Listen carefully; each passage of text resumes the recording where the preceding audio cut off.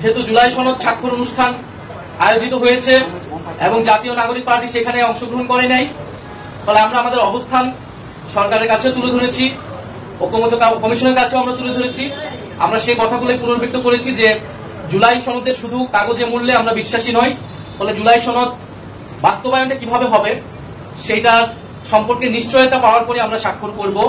সেক্ষেত্রে জুলাই সনদ আমরা একটি সাংবিধানিক আদেশের কথা বলছি, যে আদেশটা ডক্টর মোহাম্মদ ইউনূস প্রধান হিসেবে উনি জারি করবেন।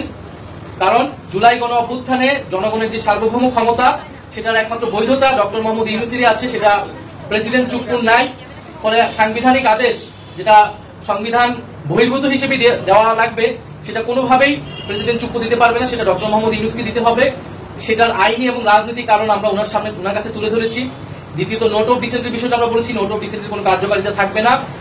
সবাই এই বিষয়গুলোতে ঐক্যমত হয়েছে, জুলাই সনদ যেই বিষয়গুলো উপর রচিত হয়েছে সেটাই পুরোটা গণভোটে যাবে এবং গণভোটের মাধ্যমে অনুমোদিত হলে পরবর্তী